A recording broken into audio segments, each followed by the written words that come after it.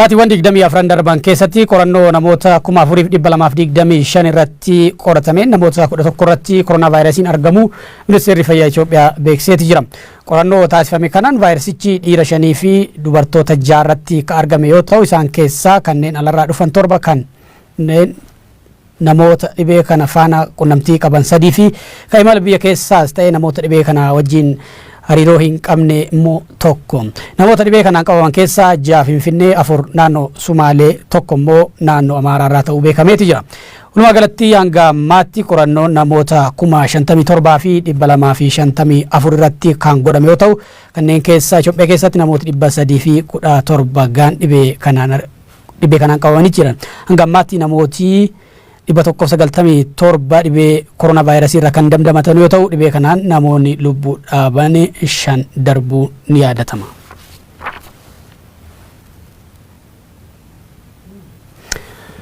Godina Arsii Lixaanaa Gadaba Asaasaatti qaamni nageenyaa yakka tokko malee reebicha nurratti gaggeessaa jira jechuun jiraattonni bilbilaan OMN'f yaada kennan.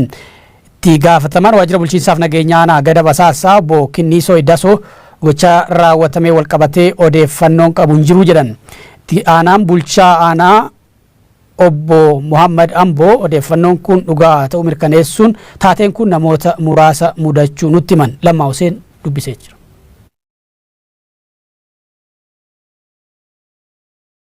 Aanaa Gadaba Asaasaa irraa isin bilbilaa akka magaalaa Asaasaatti haalli nageenyaa baay'ee jibbisiisaadha.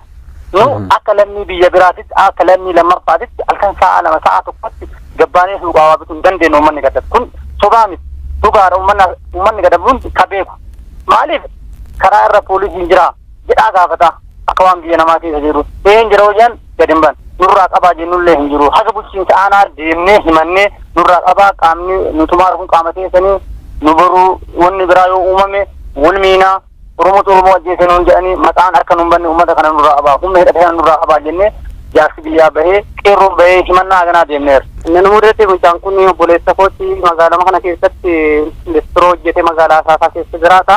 Wa tokkollee wanni inni irraa beeku hin jiru dhalataa umrii 14 as naannoo Makaambii naannoo Fooqii Ajjaabii jedhamu tokko jalatti listiroodhuma kana hojjetee bakkee kanatti jiraatutti ganamarraa walumaan aftarree na biraa ta'ee bakkee meeshaa isaa baasee listiroo isaa hojjetutti dhufanii wanni bira ga'u ammoo akka tasaa uffannaa tokko uffatee jira. Uffannaa mallattoo odaa ofirraa qabu koffiyyaa tokko kaawwate waan addaa biraa wanti inni godhe hin jiru. Isa kana maaf uffatta jedhee inni dursaa itti dhufee anillee akka tasaa ta'e naannoo sana jira. Adumaaf jedhee ofirra godhe rakkoo biraan qabu uffachuus qaba homaan balleessin hin jedheen ishii qanaabal jedheen afaan Amaariffaatiin inni itti ol jedhe yeroo sanatti 3 ta'anii jiranii si'a tokko amma inni yoo daa'ima afaa horiin qabu waan ta'eef harkaa daakee achitti ofitti qabee si'a 3-4 yoo itti deebisu ilkaan tokko irraa qurxamee tokko sharafamee hafe. Qeerroo naannaa ol geennee jaarsi biyyaallee bulchiinsa dhagneetiin maaliif wanni kun ta'a maaliif akkasitti nama tumanii isin taasisee moo mootummaatu gubbaa ajajee maaliif namni keenya dhuma jennee gaafannee turre isaan illee waan ta'e hin deebisanii boodallee homaa faala jabaallee arganne ammallee akkasitti deebiisuma nama galgala hundaa namni haati 12 booda namni akka lukkuutti manatti galaa beektee. Obbo Kinniisaa kan bultan Lammaa jedhama. Oromiyaa miidiyaa neetwoork irraa isin bilbiluu jira.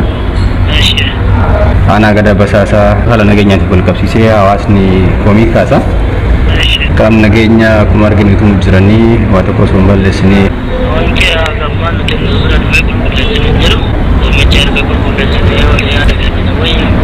Hello Obbo Muhammad. Akkam bultan? Lammaa jedhama. Oromiyaa miidiyaa neetwoork irraa isin bilbila. Qaamni nageenyaa walumaa qe'ee nu reebutti jira. Labsii labsame kan dhukkubaaf ta'e waan biraatti jijjiiramu jira. Odeeffannoon jedhu hawaasa keessaanii ba'a. Tollee odeeffannoo tokko guyyaa kadeellee wanti dafee wanti dhagahu jira. Qabatamummaa isaa garuu beekee waliin wanti qaama nageenyaatiin wanti illee malee jiru. Itti gaafatamaan waajjira Koongireesii Federaalawaa Oromoo ka godina Harargee Bahaa fi miseensi koree giddu galeessaa Koongireesichaa Obbo Anwaar Saanii aanota godinichaa hedduu keessatti humnooti nageenyaa uummata miidhaa jiraachuu himan. Aanaalee akka Dadar, Malkaa, Bal'oo, Baabbilee, Meettaa fi naannoo gaara mul'ataatti uummanni humnoota nageenyaa mootummaatiin hidhamuun dararamaa jiraachuu kan himan miseensi paartii mormituu kun uummati nagaan bahee galuu dadhabeeti jira jedhan. Udii Musaa gabaasa dabataa qaba. Aanota godina Harargee Bahaa hedduu keessatti dhiibbaan garaagaraa hawaasa nagaa irratti deemaa kan jiru ta'uu miseensi koree jiddu galeessa koongirensii federaalistii Oromootiif itti gaafatamaa waajjira koongirensii federaalistii Oromoo godina Harargee Bahaa obbo Anwaar Saanii komataati jiru. Yeroo ammaan tana rakkoon guddaan gara mootummaatiin godina Harargee Bahaa aanota hedduu keessatti humna mootummaa yeroo ammaan tana humna poolisii haaraatiin uummata garaa jiru kan baay'ee nama yaaddessu. Keessumaa aanaa dadaritti rakkoon addaa aanaa dadar bulchiinsa magaalaatii fi aanaa irratti kan gahaa jiru rakkoo baay'eedha. Osoo humna ajaja mana murtiitiin ala sakatta'insa mana namaa meeshaatti jiranii sakatta'uudhaan yeroo hedduu uummata rakkisuutu mul'ata. Dhiibbaan godina Harargee Bahaa keessatti hawaasa nagaa irratti deemaa jiru kun ittuma fufuudhaan aanota akka Malkaa Balloo, Baabbilee, Baddannoo fi aanota biraa hedduu keessattis deemaatuma akka jiru dubbatu. Akkasumatti aanota akka Meettaa irratti namoota hidhanii mana murtiitti osoo hin dhiyeessin rakkisaa kan jiran ta'uu isaati. Aanota Malkaa Balloo irrattis namoonni amma hidhamanii kaabaa ofiisaa jechuudhaan kan rakkachaa jiran ta'uu isaati. Akkasumatti aanota akka Fadiis irratti rakkoo addaa kan mul'atu kan dhiyeenya kana gahaa jiru humna poolisii addaa ammaan tanaa kanaan buufata fayyaallee yeroo kan uummanni karaa qabatee yaalamaa jirutti poolisiin addaa kun nuti yaalamuu qabna jedhanii osoo karaa hin eegganne seenanii buufata fayyaallee rakkisuutu mul'ata. Xumura irrattis koongirensiin federaalistii Oromoo godina Harargee Bahaa qaamni nageenyaa waardiyyaa nageenyaa fi tasgabbii uummataa ta'uu akka qabus waamicha dabarsaniiti jiru. Erga dhibeen COVID-19 addunyaa irratti mul'ate ogeeyyiin fayyaa addunyaa irra jiran talaallii dhibee kanaa fi qoricha barbaaduu irratti halkanii guyyaa hojjetaa jiru. Kana malees namooti kalaqa dhuunfaa isaanii adda addaa kaluquun akka hawaasni dhibee kanarraa baraaramuuf hojii ittisaa dalagaati jiranii godina Wallagga Bahaa aanaa giddaa ayyaanaattis tamsa'ina COVID-19 ittisuuf kan gargaaru meeshaa tuttuqaa malee ittiin harka dhiqatanii fi haguuggii funyaanii ogeeyyiin fayyaa baalataa yookiin dhaabbata barnoota leenjii teeknikaa fi ogummaa aanichaa hojjetanii jiranii Taganyee Daaqaa kanarratti gabaasa qabu. Erga dhibeen koronaa vaayirasii gara addunyaa keenyaa kanatti dhufe akkuma ogeessonni fayyaa talaallii dhibee kanaaf oolu barbaadaa jiranii namoonni kalaqaa adda addaa qabanis akkaataa ittiin dhibee kana ofirraa ittisuun danda'amu irratti hawaasaa fi meeshaalee aadaa naannoo isaanii irraa kalaqaa jiru. Kanarraa akka'uun akka godina Wallagga Bahaa aanaa giddaa ayyaanaattis tatamsa'ina dhibee koronaa vaayirasii ofirraa ittisuuf kan gargaaru meeshaalee tuttuqqaa malee ittiin harka dhiqachuuf ooluu fi haguuggii funyaanii meeshaalee aadaa naannoo isaanii irraati kalaqanii hawaasaaf dhiyeessanii jiru. Kaayyoon kalaqichaas hanqinaa dhiyeessii meeshaalee tatamsa'ina dhibee koronaa vaayirasiin wal qabatee mudatu furuuf akka ta'edha ogeeyyiin meeshicha kalaqan kan dubbatanii. Akkuma mul'achaa jiru inni kun carqiidha. Carqiinsa boobiliiniidha. Qilleensa akka inni nama nukkaamsinetti bifa bareedaadhaan baasee gashuu hin danda'a. Namni hundumtuu itti fayyadamee of eeggannaa fayyaasaa akka inni eeggatuuf qilleensa daddarbaa kanarraati karaa bilisa ta'een sammuunsaa bilisa ta'een of eeggatee hawaasa gidduutti deddeebi'uu akka inni danda'uuf kaayyoo kana bu'uureffannee giddu galeessa godhannee hojjennee jechuudha. Guyyaa har'aa kana haaluma yeroo kanarratti hundoofne waan biyya mudate kana akkaataa kamiin rakkoo kana hawaasa keenya gargaaruu dandeenya kan jedhu sana ogummaa qabnuun kalaqa kan akka kanaatti qopheessine hojjechuudhaaf qophoofne jechuudha. Miila keenya kanarra yoo ejjenne tuttuqqaa tokko malee harka keenya dhiqachuu bishaan argachuuti kan nuti dandeenyu. Saamunaa yeroo fayyadamnu ishee kana pirees yookaan yeroo gadi qabnu namni tuttuqqaa irraa akka bilisa ta'uuf tekinooloojii kana keessatti garuu miila keenyaan pirees yeroo goonu saamunaan nu bu'eetu kallattiidhaan gara harka keenya dhiqannaatti kan nuti dhufnu jechuudha. Akkaataa tatamsa'ina dhibee kanaatti hambisuun danda'amu irratti hojiiwwan garaagaraa hojjetamaa akka jirus bulchaan aanaa giddaa ayyaanaa kan ta'an obbo Yirgaalem Maayilus dubbatu. Akka aanaa keenyaatti dhibee kanarraa hawaasa keenya baraaruudhaaf koreen teeknikaa xixiqqaan torba ijaaramee vaayirasii kanarraa karaa hawaasa keenya irraa baraaramuu danda'u keessumatti hojii dhibee ittisuu irratti hojiin babal'aa akka aanaa keenyaatti kan hojjetame ta'uusaadha. Ammas immoo hojii xixiqqaa kan nu barbaadu ta'uusaa hojii ammaatti hojjetame inni ilaaluu hin danda'a. Kana qofaas itoo hin ta'in dhibeen kun yoo mudateef bakka tursiisa jennee nuun qopheessine bakka isolation area dhaabbata balataawoo kana keessa waan ta'eef akka waliigalaatti waan gochuu qabnu yoo goone dhibee kanarraa baraaramuu dandeenya waan ta'eef inni guddaan fi inni olaanaan uummanni keenya dhibee kanaaf xiyyeeffannaa addaa kennee ittisa gochuu qabu gochuudhaan dhibee kanarraati baraaramuu waan dandeenyuuf naannoo kanatti hawaasi keenya kana beekee dhibee kanarraa haala ittiin of ittisuu danda'u irratti xiyyeeffannaa addaa akka godhu. Gabaasichi kan waajjira dhimmoota kominikeeshinii mootummaa aanaa Giddaa Ayyaanaati. Bulchiinsi godina Gujii Lixaa fi aanaaleen godinichaa lammiilee aanaa galaanaa kan sababa lolaatiin naannoo isaaniirraa buqqaaniif deeggarsa midhaan nyaataa fi meeshaalee manaa arjoomanii jiran. Waldeeggaruun aadaa Oromooti kan jedhan bulchaan bulchiinsa godina Gujii Lixaa Obbo Abarraa Bunoo gara fuulduraatti isaan gara rakkoon kun darbuutti isin waliin jirra jechuun uummata jajjabeessanii jiran. Godina Gujii Lixaa aanaa galaanaa keessatti tibbana lagni galaanaa guutee dambaliidhaan jiraattota gandoota 13 keessa jiraatan maatii 50 ol buqqisuunsaa ni yaadatama.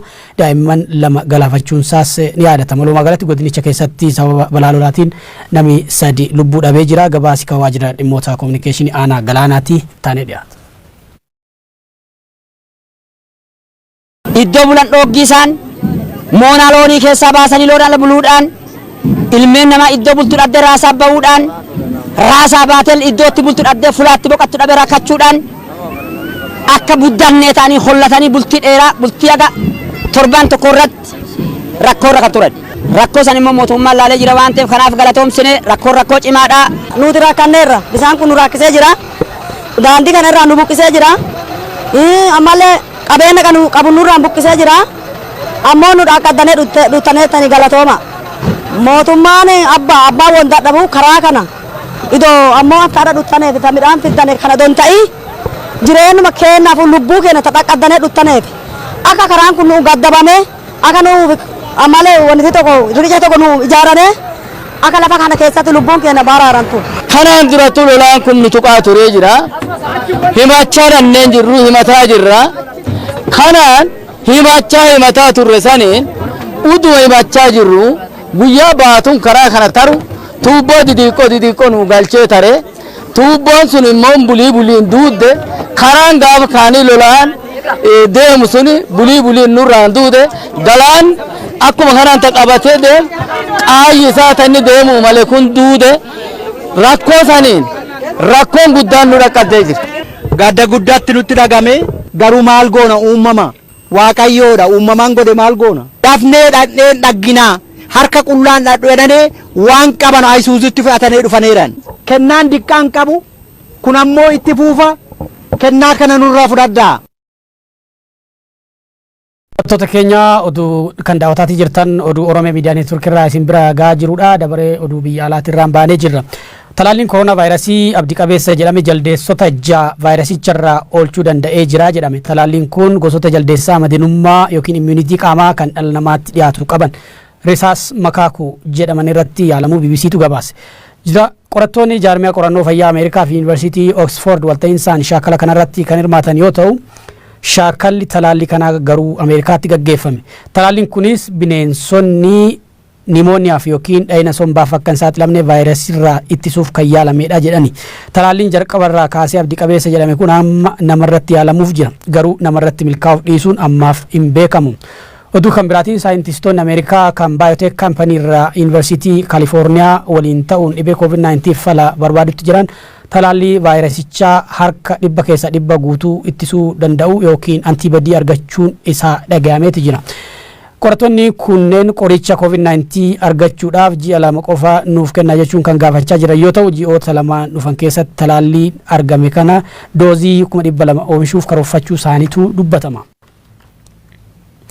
Oduu kan biraatiin shakkamaan duguggaa sanyii Rwaandaatti raawwate Feelikan Kabugaa biyya Faransaay Paarisitti to'atamu ministeerri haqaa Faransaay beeksiseeti jira.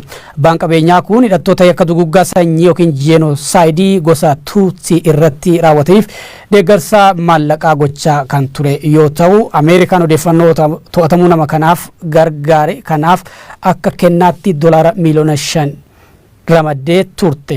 Namni umurii 84 barbaadaman kun akkamitti qabamanii guyyaa waariyoo guutuu gabaasa qindeessee jira. 84-year-old Felicia Kabuga The man accused of financing the militias. Shakkamaan duguuga sanyii Ruwaandaa tabar 1994 godhamtirra koote ta'uun hoogganaa ture Faransaay keessa qabamu BBC'n gabaas. Jaarsi funnaan bakkee hafuul karaancaa kun Feelik Kabungaa jedhama. Akkeen war faranjoota bar 1994 waalti bu'iinsi gosa Ruwaandaa lama hootiif tussi lubbuu namoota miliyoon tokkol galaafata keessa tadudureen hirmaati jedhamuun barbaadamaa turus boollantuu ta'urate seenuun eegisuun itti badjechaa dhaqan of jibbaata. Namooti akka duguug sanyii dabalate dhiibba mirga namoomaatiin himataman adamsu keessa beessa dhugu baasuun ka beekamte biyyittii abba Doonaald Tiraamp Ameerikaan nam bakkinni jirnatti beessi Ameerikaa doolar miiliyoon 5 badhaas jechuun baatiriin soqaa turan. Garuu waggoota 26 darbaniif itti coopteessa dhabanii jibbaatanii beesseen sunilleen Ameerikaa deebi'e. Amma kun guyyaan ga'e waggoota 26 oliif barbaadamaa katur jaarsi mataarrii kuniin naannoo biyya Faransaay dheed Paarisitti harkwar nageenya buu ministeera Faransaay addunyaaf balbaloom. Faantisa keenyaatti mamaa turte namtichi garuu asuma Awurooppaa kee Faransaay qubaata namu takkammoo sargeen beeku. Manni murtii akka idil addunyaa Ruwaandaa namgan 84 kan yakka duguug sanyiitiif yakkoota birootiin himatee katuu yommuu ta'u akaakuun gan 84 kun waggoota 26 darbaniif waraqaa soba dabalattee boolli yakkamtoota hedduu gad fageenyaan qotachuun saqatta'iinsa saqajaajjusi Faransaay irra godheen naannoo Ashriina Shunshina jedhamtu qabamu isa France 24 faan gabaasu jeeru. Kabuga was apprehended by French police in a suburb outside of Paris. Akka gabaasi miidiyaalee jedhanii duuba abbaan qabeenya harda qabam kuniin hidhattooti akka duguug sanyii gostu siirra bar 1994 raawwataniif deeggarsi maallaqa guddaa dhangalaas jechuun himata. Inni garuu waan kan tokkolleen tolchin jechuun xaraarrate mormatee jedhan. Walitti bu'iinsi gosa tabarsuun godhamuun ilmaan nama Ruwaandaa keessa wal nyaatti tanaan jaarsi cubbichi kun raadiyoo biyyattii raadiyoo televezyiina Liibira Dimiila Koliinsa jedhamtuun beekamtuun deessuun ejjeefamu pirezidaantii biyyattii taansi ilmaan gostu siidhuu giraachisiisu isaan dubbata. Eebli guyyaa gaaf torba bar 1994 pirezidaantiin Ruwaandaa Juvenaala Habri Arimaanaa hagosutii keessa dhalate indeeqe yookaan xuyyuur fudhata dusamir balali'uu qaamin beekamneen naannoo buufata xiyyaara Kigaalii taleelamuun warri xuyyuur kee jirtuun cuftii pirezidaantii dabalate obbaan. Yeroo kanaaf finxaalayyiin garee hutuu jechuun uummata guddaa biyyattii katur taleella kan qaami raawwate garee finciltootusii yookaan Ruwaandaa Patriotic Front jechuun gareen dargaggoota paartii biibulchituullee midhaafattee karaa cufaan. Kanaan booda haleella Afrikaanu dubbachuuf qaaneffat hajiyoo sadii oliif itti fufeen ilmaan gostu siimee shakka baangaa billaaf mancaatiin buxee baasan. Namichi waan kan hoggaa waggoota 26 booda harka warjaajjusa seene jeera. Murteen isaaf kennamte maal ta'uu dandeetti walumaan daawwan. Kabuga had been indicted by the United Nations International Criminal Tribunal. Daawwattoota himeen oduuwwan sa'aatii kanaaf qabannee goolabnee jirra. Ana wajjin sa'aatii oduutii walitti deebina yeroo gaarii qaba.